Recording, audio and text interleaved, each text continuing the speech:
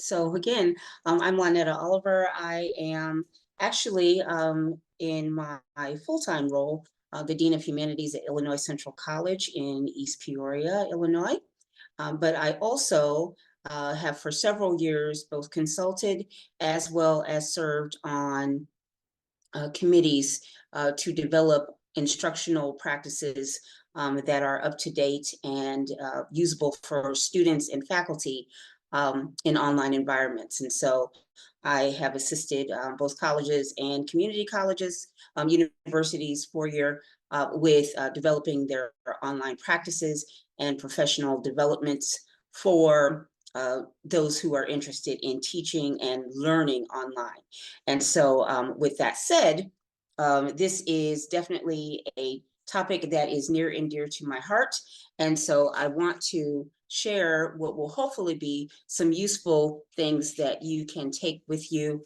And if you have not taught online before, help you ease into it very effectively. And if you have taught online, no matter how long, to hopefully improve your practices and help you to streamline what you're doing to make it more effective and also ease your workload, because that is an important part of what we do. We have to be mindful of that work-life balance, as well as being able to utilize the technology to its full level of effectiveness. Otherwise, there's no point in having more technology, right?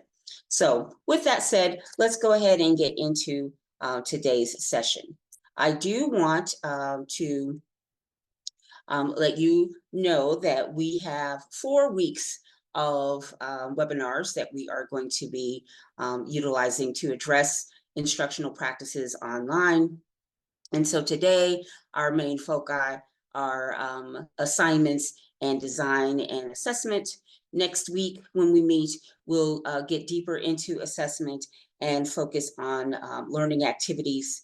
And then we'll continue that in week 3 and definitely make sure that we are focusing on how that aligns with instructional practices.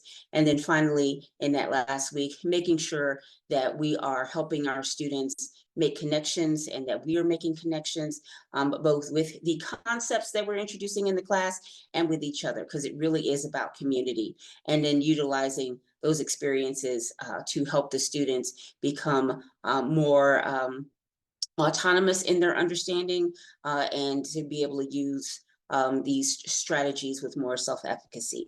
And so I just wanted to make sure that you knew that we have a plan that is aligned throughout this webinar series. All right, so today's session though has some foci as well. And so I just want to be able to make sure that you guys are seeing how we integrate learning outcomes with the content. And so we're going to integrate that into our course design. We're also going to be utilizing what are considered to be instructional design best practices as we create and continue in developing that alignment. Certainly, assessment should always be a part of what you do. And so we want to talk about how to build assessment in from the outset and make that a part of our overall planning. And then finally, we want to be able to make sure that those assessments are meeting those accreditor standards, because we have to not only deal with what we're doing in our own classrooms, but we have institutional priorities as well as accreditation priorities. And so there's a lot going on. And so our agenda today has several steps. And so I've broken it out into kind of 2 parts. Right smack in the middle, we'll have an exercise that will give you an opportunity to both chat as well as to ask questions. And then we'll move on with our second part and end with an activity. And then you will have time for more in-depth questions. All right. So our objective for the first half of our session is to think about those course learning outcomes and to basically build performance into your design. And so with that, we are going to talk about a specific development regarding course design, and that is known as backwards design. Backwards design has several priorities, and in many ways, this is kind of the antithesis of the way that we were taught, and certainly probably very different from how we taught the first time that we ever taught a class. That is because backward course design basically reverse engineers what we do in the classroom. And so there's this kind of saying that basically presents, begin with the end in mind. And so we kind of have to start thinking about, what the end goal is and working our way back from that. And so when you are backward designing your course, or even just a simple lesson, we have to think about, okay, so I want the students to get this out of it. How do I make sure that they get that, that they arrive to it? And so you start to build backwards and think about the activities that you have them do, what's the goal of each activity, and how are those activities connecting to the next thing and the next thing and the next thing. And so it does require a little bit of planning, but once you actually get accustomed to backward design, it starts to really make sense, because not only are you able to always keep that end goal in mind, and so it's then once you have designed backwards, it's harder to get off track, but you will also have opportunities then to build assessment into what you are doing. And so it actually works out pretty well. Again, with backward design, you are thinking about the end first. And so where do we end up? What will the students know after we're done with all of this? Again, whether it's a lesson or a course or even a program.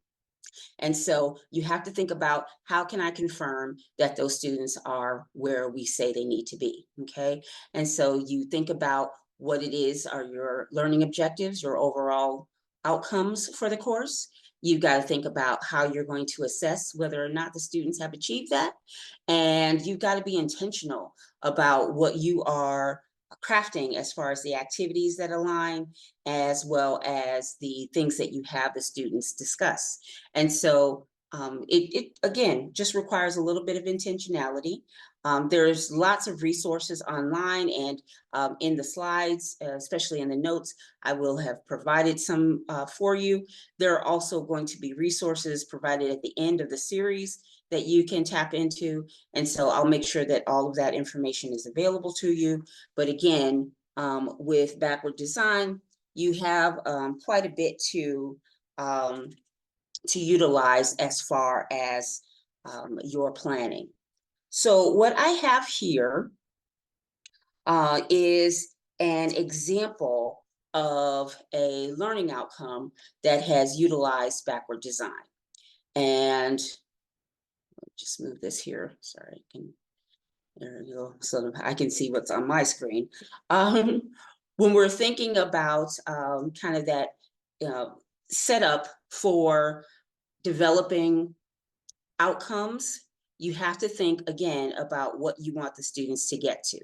And so it does require, again, a little bit of planning, but there are all sorts of resources out there. And this is an example of a template that is easily found online. It's on Vanderbilt University's site as part of their Creative Commons resources that they have made available.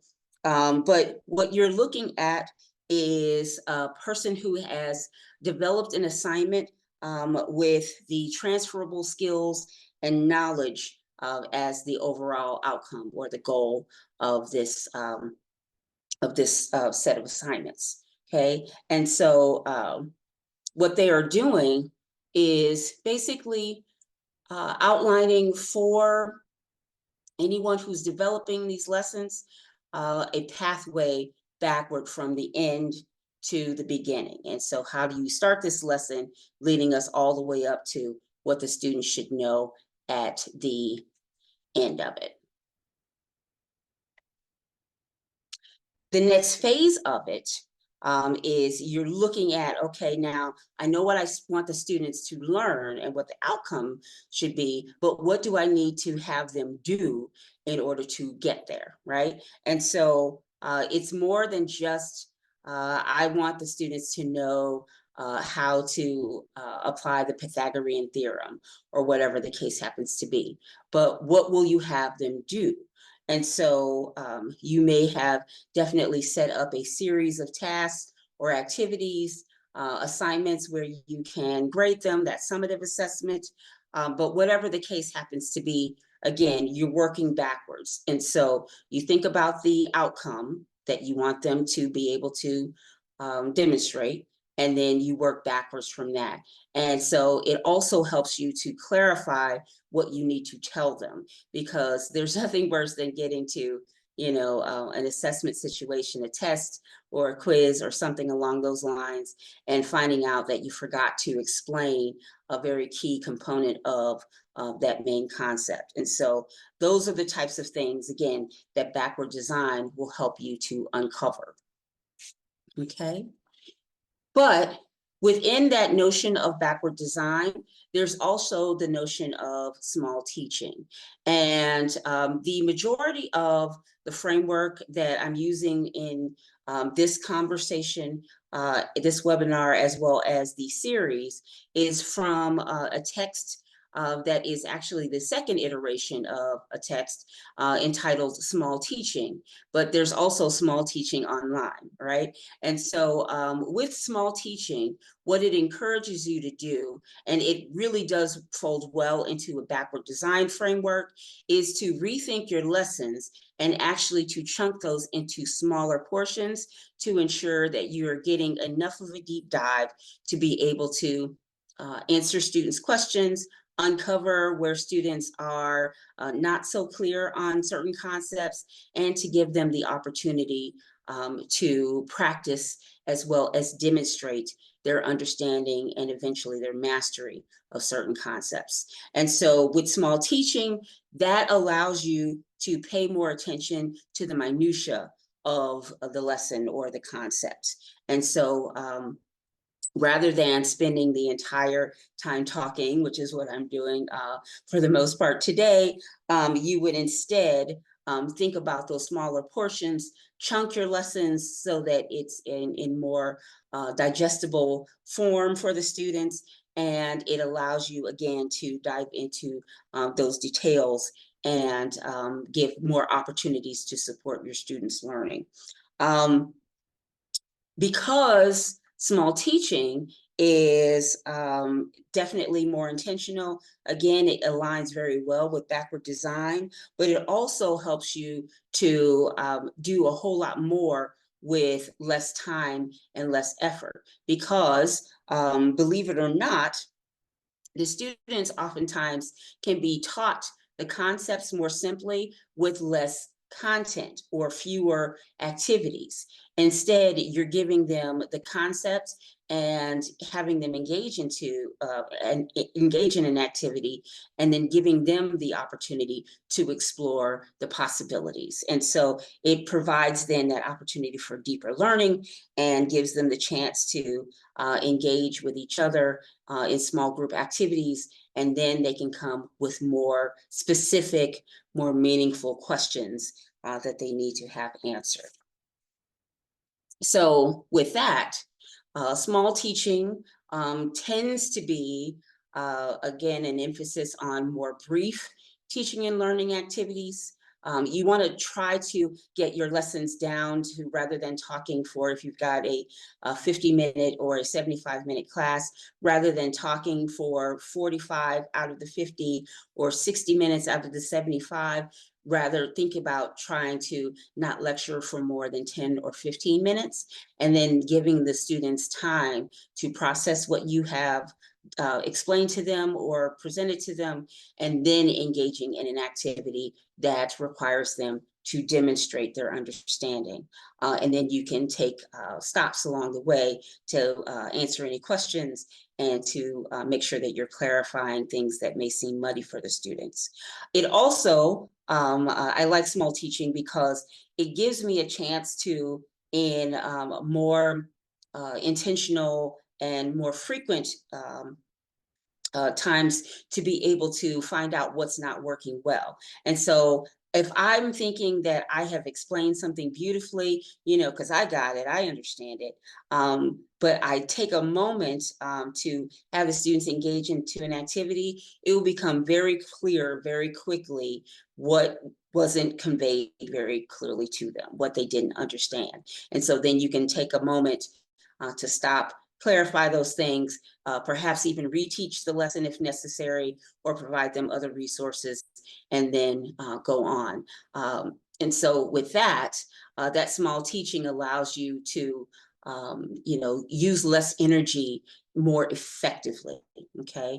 And so in doing so, you also find that you have to change a whole lot less when you overhaul a lesson, because it's helping you to identify the specific areas that didn't work as well, rather than kind of rethinking the entire thing and starting over from scratch, which sometimes we as faculty tend to do.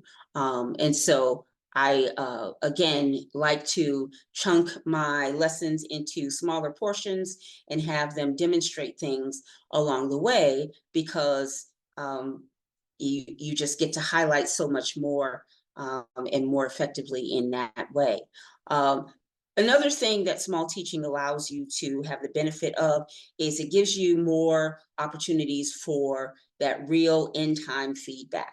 And so students learn best when they get their feedback quickly. And so if, for example, I teach composition, I teach writing, when I'm teaching a specific concept, like maybe we're talking about description and writing, and we're going through the difference between concrete description and we are looking at the different ways that you can add concrete description to your writing.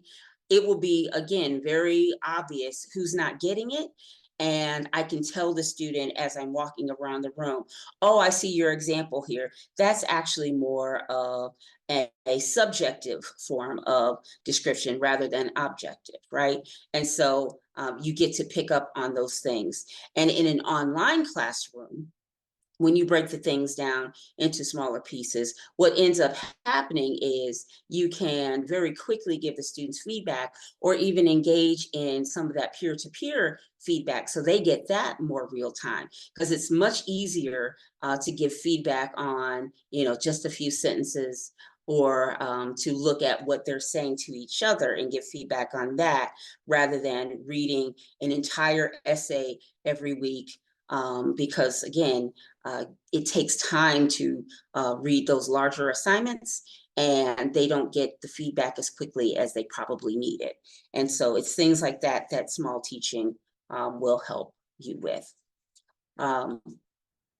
With both backward design and small teaching, again, we kind of have to really look at how we have learned and how we have been taught in the past. And our tendency as faculty is to frequently teach the way that we had been taught.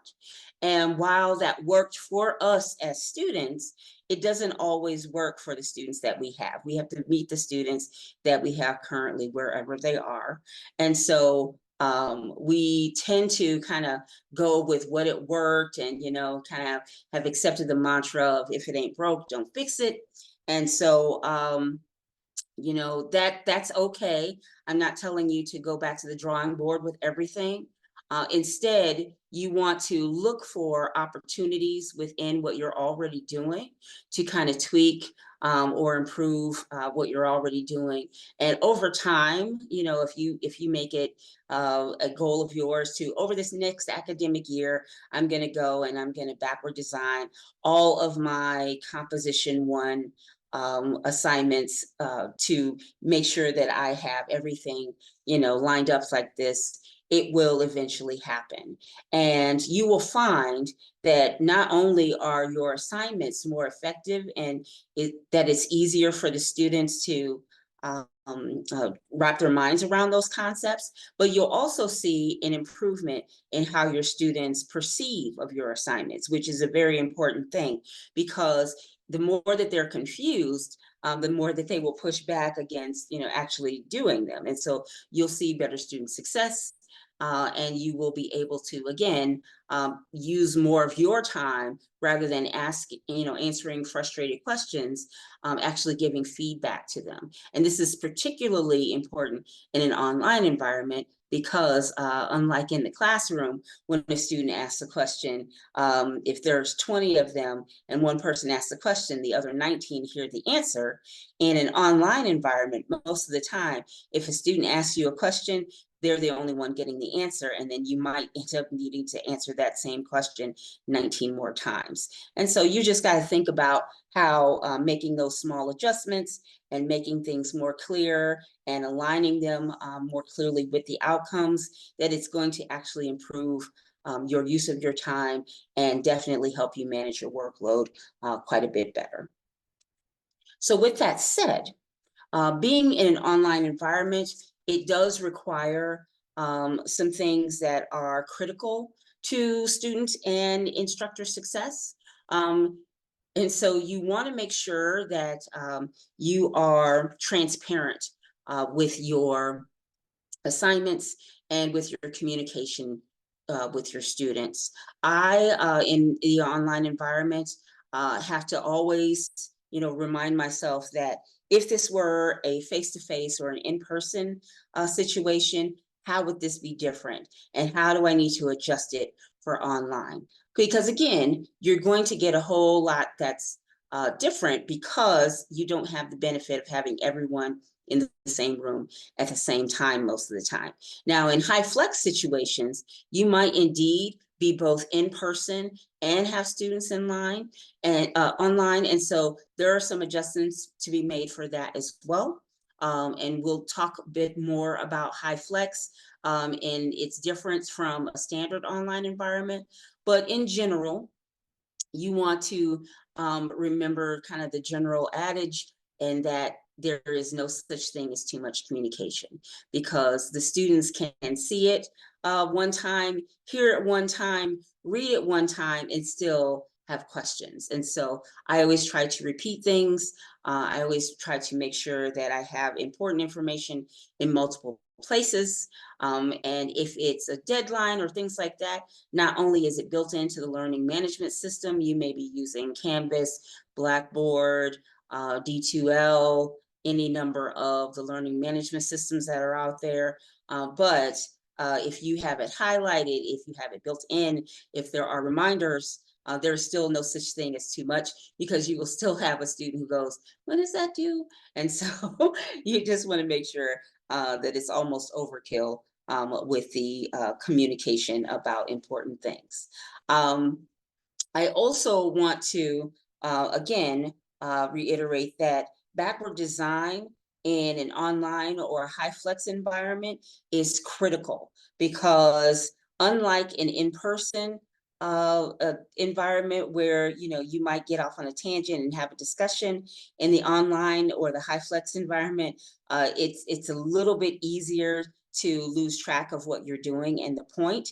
And so when you are designing your setup for your courses in your LMS or your presentations, again, you want to make sure that the students know why they're doing what they're doing. And that is what backward design will help you to ensure that you are emphasizing. Another thing that's important that you emphasize in an online environment especially, is that you have to give the students a reason why they're doing everything. And so I always, when I am designing modules, for example, in Canvas, I always have the initial page tell the students what the purpose of that particular module or that unit is for. In this unit, right, this aligns with this particular course outcome or learning outcome. And so you're going to be expected to do certain things. You're going to be connecting certain concepts.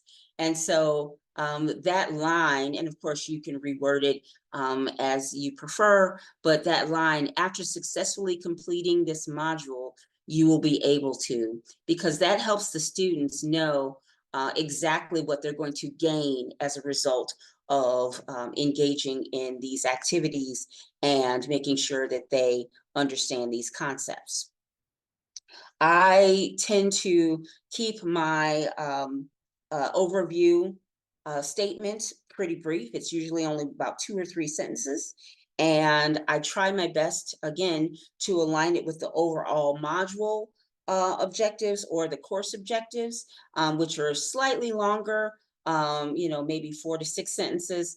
But again, when you have explained that clearly to the students, you get many fewer questions as to why am I doing this, right? Because they will definitely ask you as they passive aggressively refuse to do it.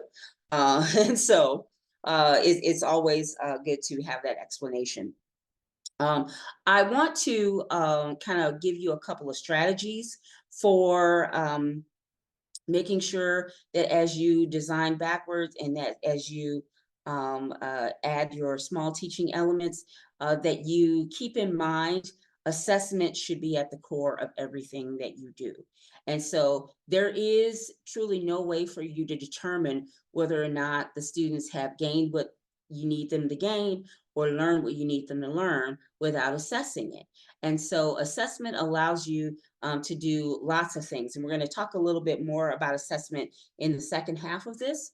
But I just wanted to present you with this particular strategy initially and another one because I think that, again, when we backward design something, sometimes we might forget that it's not just about the concept, it's about determining whether or not the students understood the concept. And so we have to be able to embed or,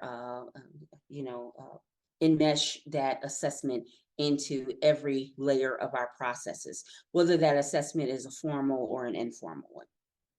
All right. So as you develop your major assignments, right, you will backward design and try to see all the main parts that need to happen, kind of slowing it down. It then allows you to pull out what needs to happen from beginning to end. You'll be able to identify all of those steps. And then, of course, when you are getting to the point where you're presenting, those concepts to the students, or you're in the midst of it, you will then be able to more easily see as you assess whether or not what you attempted to teach, they were able to successfully learn. And it will also give them those opportunities along the way to process that information and eventually develop a deeper understanding, a deeper connection with that material. All right. So with that, here is an example of that first strategy where you may have used this one or something like it in your classroom previously, but in thinking about how it relates to backward design, um, aligning what your objective is with the things that you're having the students do. So with this first strategy, if I were to ask the students to even take a look at the syllabus in the first week and take a look at the learning objectives, the learning outcomes that we have on there, I might have them read them and then answer these questions. Which objectives are most interesting or important to you personally and why? Which objectives do you feel you master if you're, have gotten to the end of the course? And how does your learning demonstrate that? And so that aligns what you started in the beginning to what you are thinking about in the end.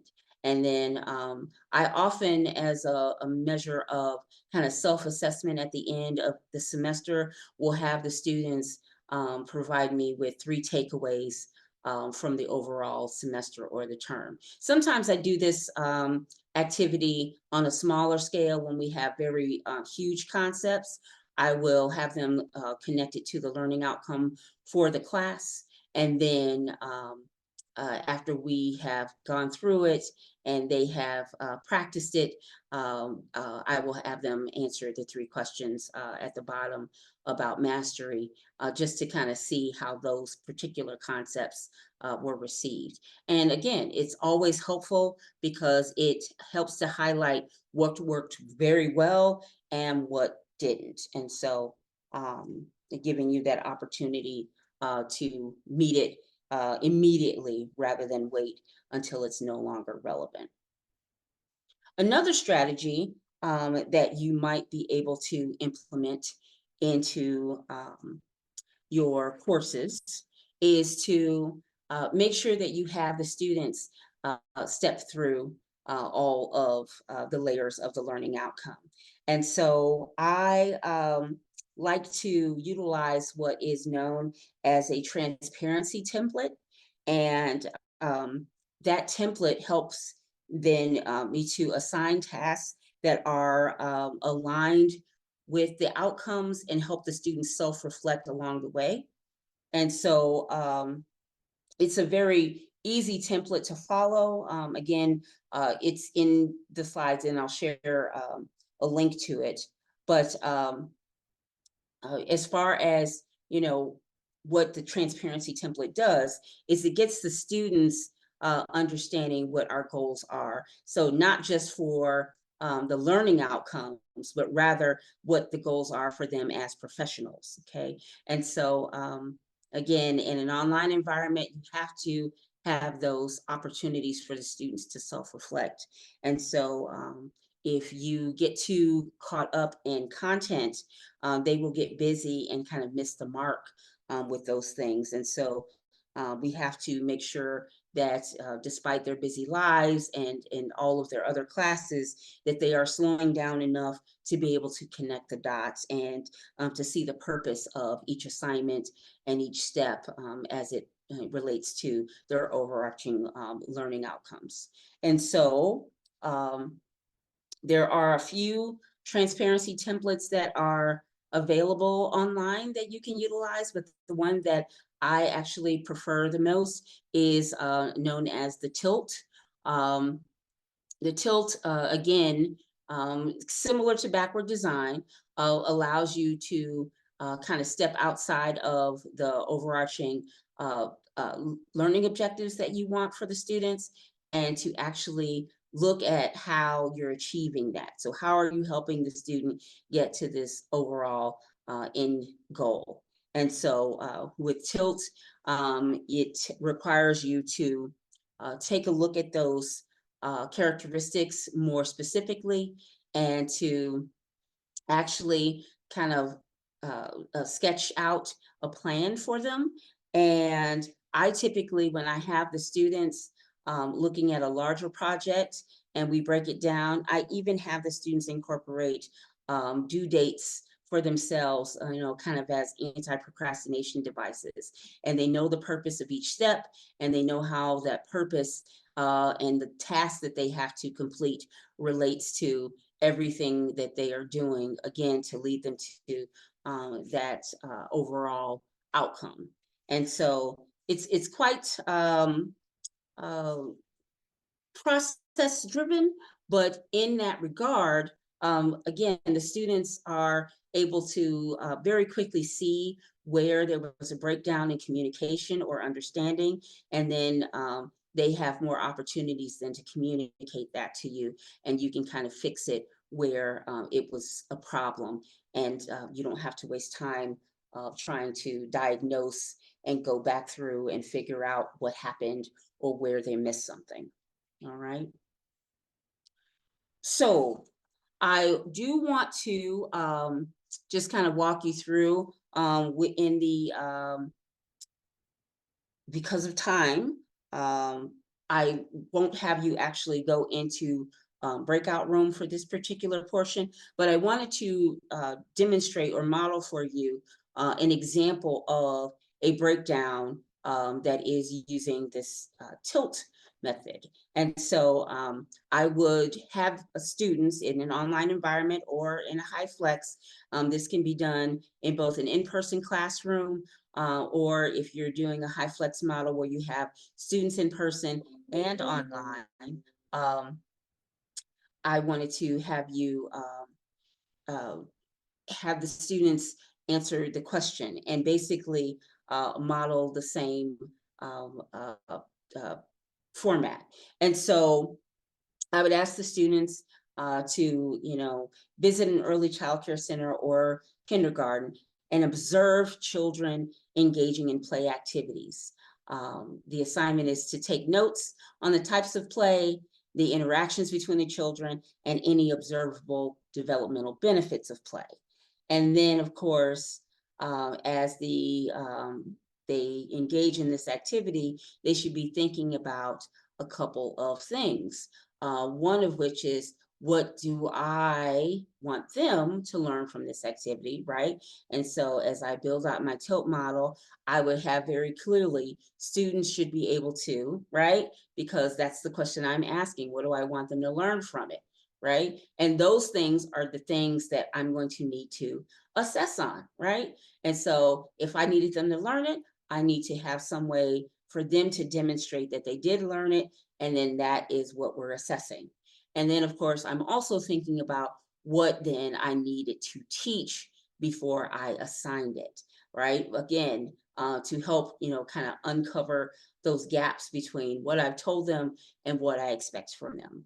And again, that tilt model will help with that. And so it's quite easy to utilize, okay?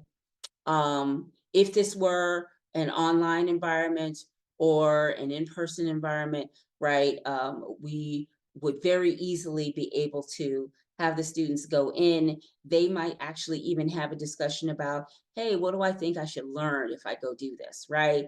And so they might even be able to help you to build out your assessment tools or your assessment criteria. Um, but whatever the case happens to be, you will then start to see that they are understanding what they should get out of it. And it's not just you understanding or telling them what they should get out of it. All right. We'll take a moment. I have, I think, a couple of, oh, thank you. Okay, wonderful. Thank you. Someone put into the chat the resource. Thank you so very much. Does anyone have any questions so far before we go into the next portion? And you all can feel free to unmute as well if you'd like to ask your question that way.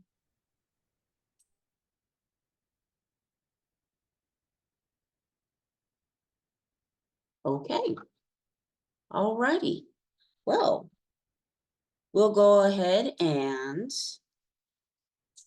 talk about assessment and designing assignments that are appropriate or specific to a discipline. All right, and so again, for this portion, we have some objectives for ourselves. We definitely want to talk about how to engage students in these online environments, because it's not always the easiest thing online, especially when you're talking about generationally. So many people are just accustomed to just being viewers and not participants. And so sometimes engagement is a little bit of a struggle.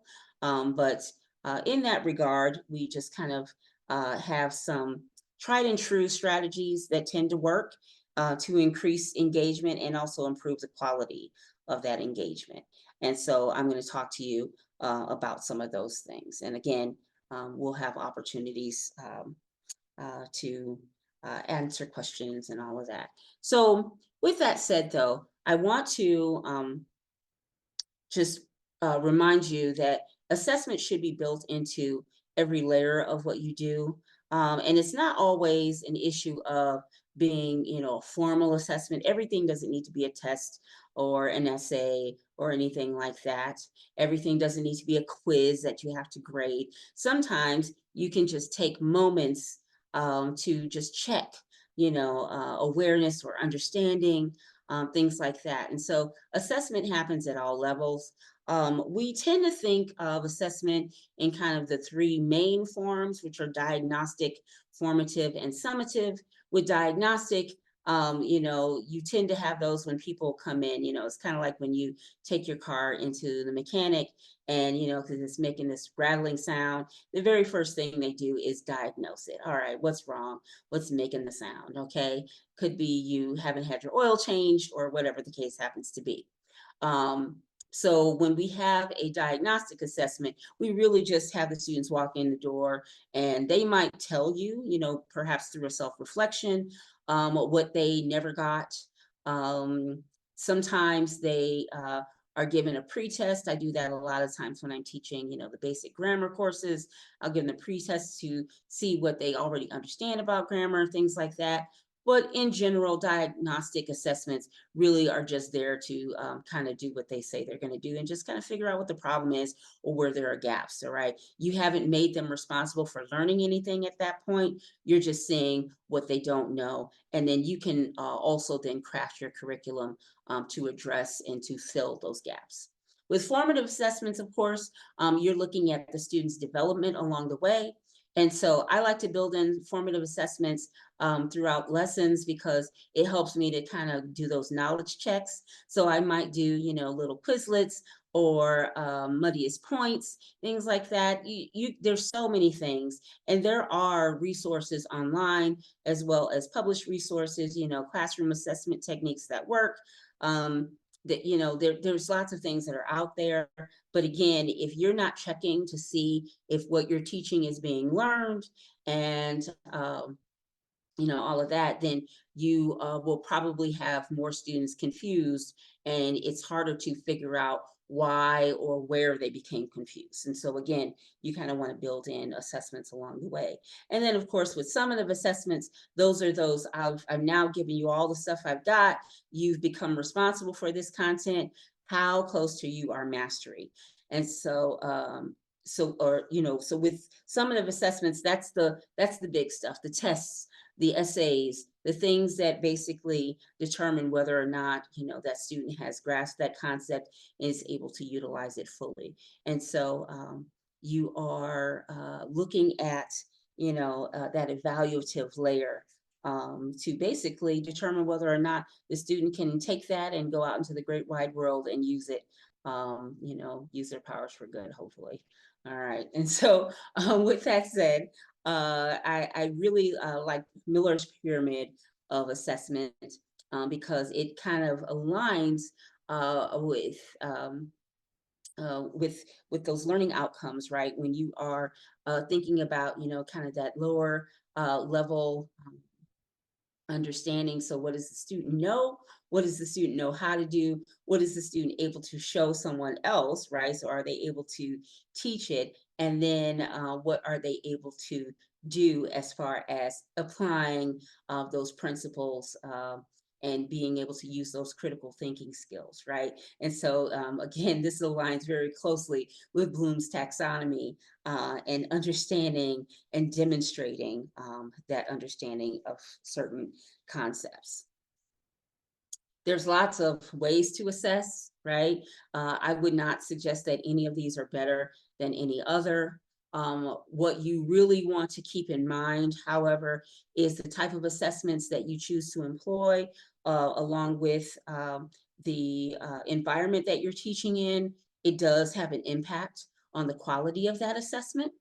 And so self-assessments, for example, in an online environment might look very similar to an in-person environment, whereas quizzes and exams might look a little bit different because in an in-person environment, oftentimes we don't allow, students to use the book and things like that. They have to come in with any understanding, or maybe you give them, an opportunity to use an index card or something like that to put down certain key concepts. Whereas in an online environment, you can't always control those things. So you might change up how that student is engaging with the content.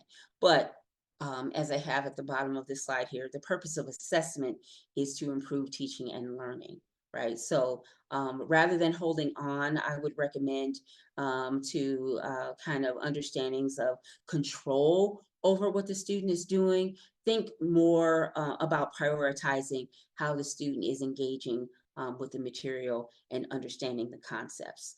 Because in life, I look things up all the time. I realize how poor of a speller I am when I have to spell something in public. And so it's always amazing to me how frequently people think that, we don't have to utilize resources anymore. Oh, I'm a big bad professional. I got a PhD. I don't have to look up how to spell this word. And I'm like, no. We all have those moments, and so students have them too. And so again, rather than prioritizing control over the student's behavior, think about how they are instead accessing information. And ultimately, you're going to find that some things become more important than others. And so we don't always have to, kind of have that level of control. All right. Well, with that said, I've got an example here of trying to build in assessment into an assignment.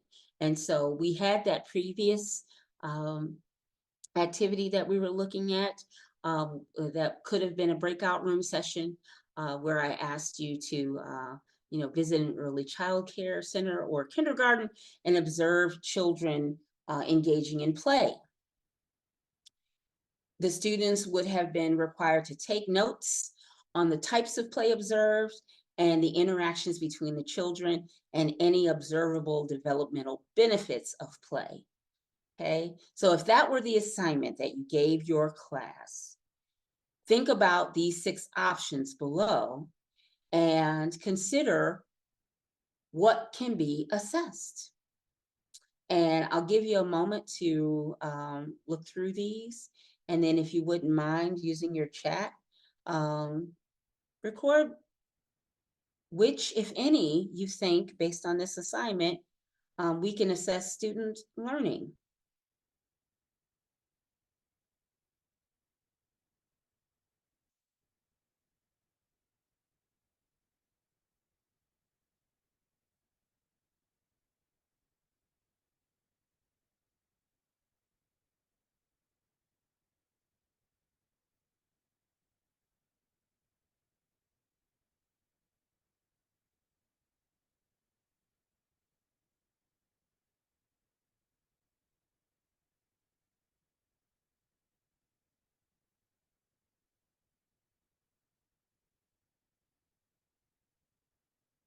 See what we got here. Okay, we got B.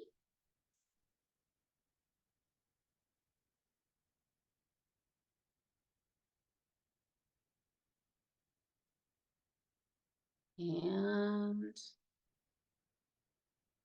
possibly D. Okay, let's see. We've got, well, option A, the quality of literature review and ability to synthesize research findings. Probably not, because that wasn't what we assigned. Although maybe later on in the semester, if you have to put together a lit review on, the benefits of play, and look at several longitudinal studies, possibly, but not for this one, right? This is just a, hey, you go visit and observe and record. Okay. We do have someone who said depth of observational analysis and critical reflection. Definitely B is a possibility. Certainly, if you gave the students that and set those as criteria, especially, that would definitely be a possibility. Um, Creativity and effectiveness of play-based learning activity designs. Even though the wording is kind of the same, that's really not what we assigned, because we didn't say that they had to design the play, right? They were instead observing the children play. Insightfulness of case study analysis. Yeah, we didn't look at any case studies, although that particular daycare or kindergarten class could have become one, but it isn't for this particular assignment. Active participation in group discussion. No, we're not discussing it as a group, right? So definitely wouldn't be uh, C. And then with F, clarity, organization, and professionalism of written report and presentation, maybe. But again, you would have had to have that criteria set up. And so if you gave the students a rubric, for example, and said, hey, you will be graded on the clarity, organization, and professionalism of this, but definitely B. There are some aspects to D that, again, it could have become. It depends, because maybe this was one of four observations that you were making, and so if you were doing things like this on a larger scale, it could happen. But definitively B and most of F could have been relevant for this. Okay, so good, thank you. All righty. Regarding making sure that your online environment is engaging, I want to just point out that online engagement is not something that is automatic, and it can't be taken lightly. You have to be intentional with it. And so there are lots of recommendations regarding making sure that your online environment or your hybrid environment are engaging, environments are engaging for students. You want to think about, some kind of guiding principles, and we're going to talk about a couple of them here briefly. One of which is chunking, right? Which is very similar to the tilt method, and definitely aligns with principles of backward design, in that you're taking smaller portions with a small teaching and making sure that students understand before you go on to the next one. But you also want to think about scaffolding your lessons. And so whenever you are engaging with your students online, you have to not only have your own level of participation high, because that's what the Department of Education's definition requires, that we have high participation as instructors. It used to be the responsibility fell on the students, but now it's on the instructors. But you also have to make sure that you're responding to what the students are doing. And so if they haven't logged into the discussion boards in a while or submitted assignments, if you find that they're not joining office hours, if it's taking you a while to give them feedback and therefore they're kind of ignoring certain things as they move on with their assignments, all of those are cues that you want to look for to help you to kind of adjust your practices and improve your level of engagement with the class, and therefore improving their engagement in the class. All right. And so with that, I just want to remind you of scaffolding, which is something you probably, have been engaging in along the way. But again, sometimes it's helpful to be reminded of some of these practices, and then you can be more intentional about them and apply them more universally in what you're doing. So when you're scaffolding your lessons, or you're scaffolding the learning that is happening overall in a course, it definitely prioritizes certain things. And of course, at the end, you have that assessment opportunity to make sure that the students are getting it, right? And then you can go back and be corrective. And it's a cycle with scaffolding. So you're building up to it, and then the cycle starts over again. So I've got a couple of strategies here, actually four, that I will flip through for you. But with scaffolding, again, you're breaking it down so that your students are getting that more real-time specific feedback to what they are doing, and that you can assess their learning along the way. And so the first strategy that I have for you is a recommendation that you consider breaking your assessments into components, right? And that will build in milestones. And the example that I have here is something I use often in a writing class, and that is, rather than just assigning this big old research project, that I instead have the students check in with me along the way. So I get, have them approve their topic. I have them approve their initial draft. We look at outlines. We look at how they're engaging with the sources. So I have summary and analysis assignments built in. I check their, works cited, things like that. And so that way they are getting these milestone layers with grades along the way, and so that it builds into an understanding of their overall project. And it also helps to make the overall project less daunting when they see it done in smaller portions, right?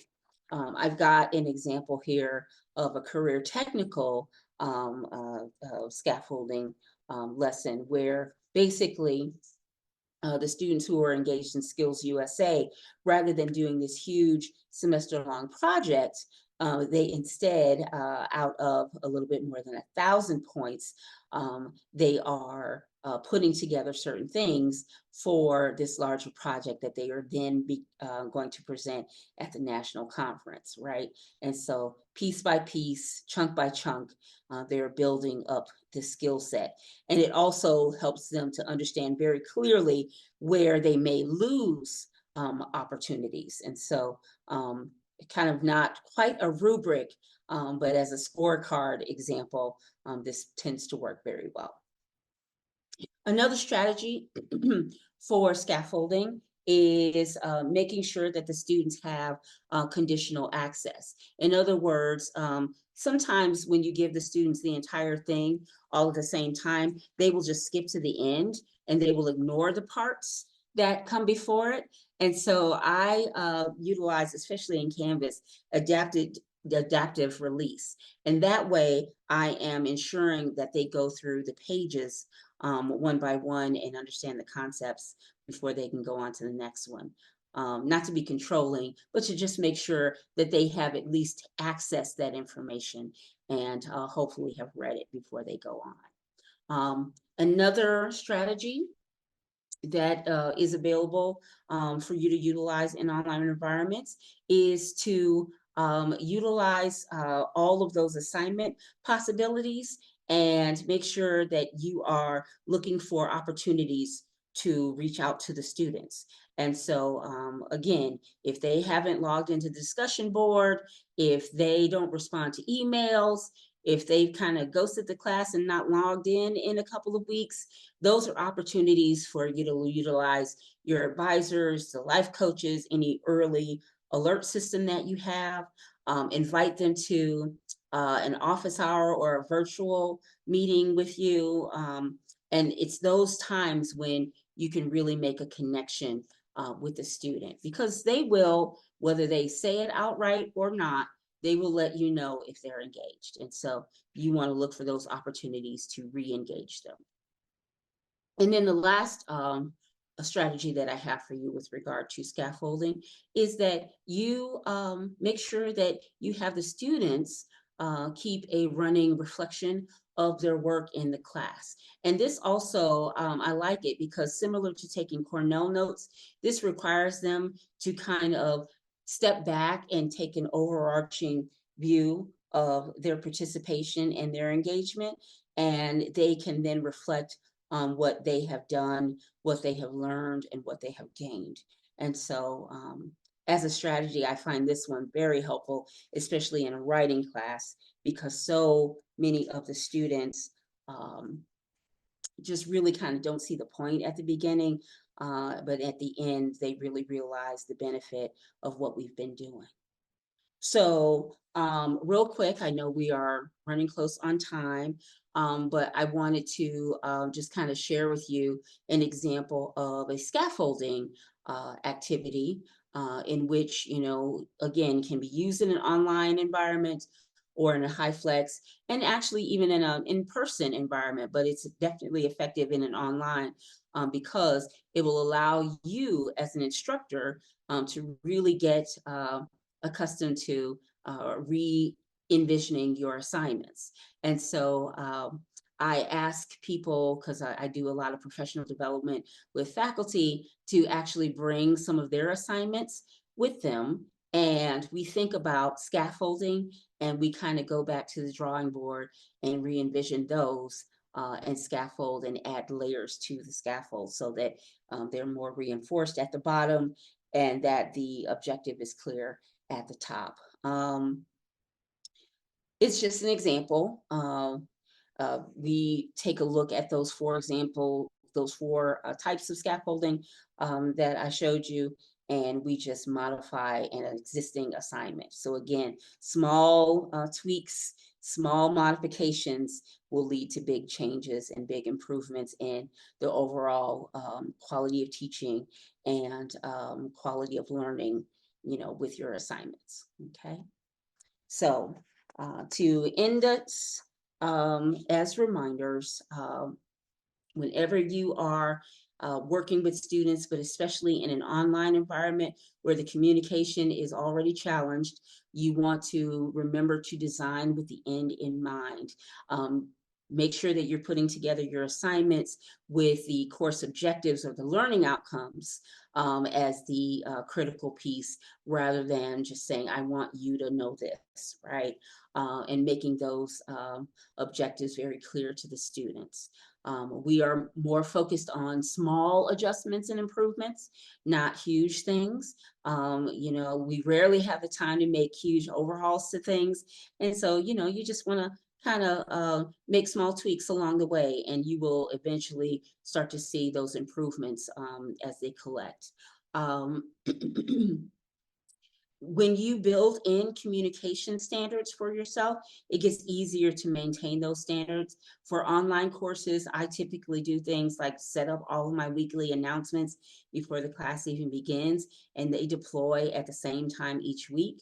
And so for week 7, goes out every Sunday at 11.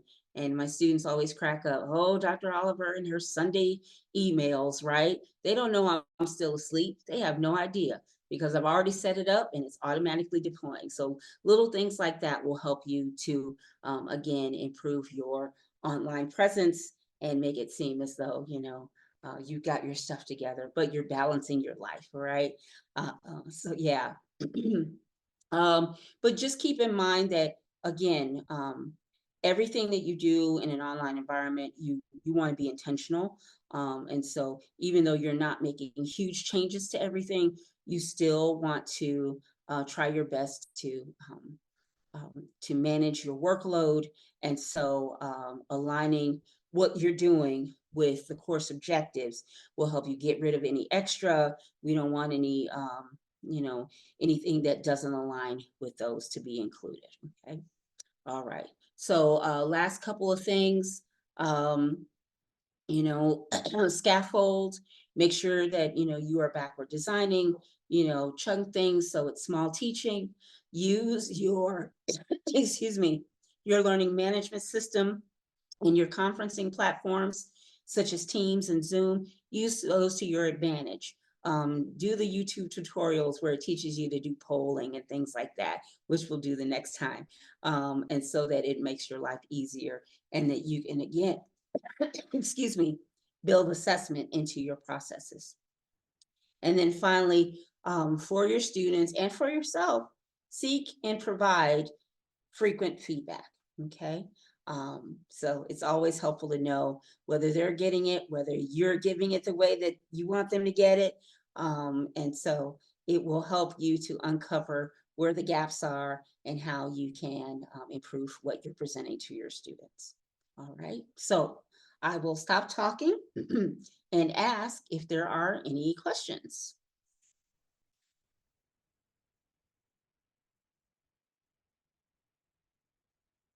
Let's see.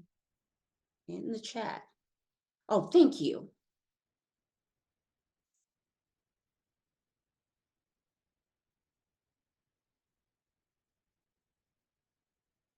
Thank you so much, Jessica.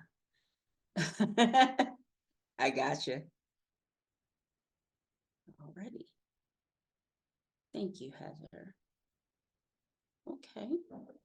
Well, I do want to again remind you that I'll provide the slides, including my notes with the resources and all that.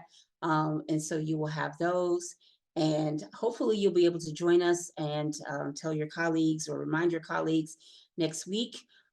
We have again 4 weeks of content to help to definitely support you as you develop your online content and your Hyflex content.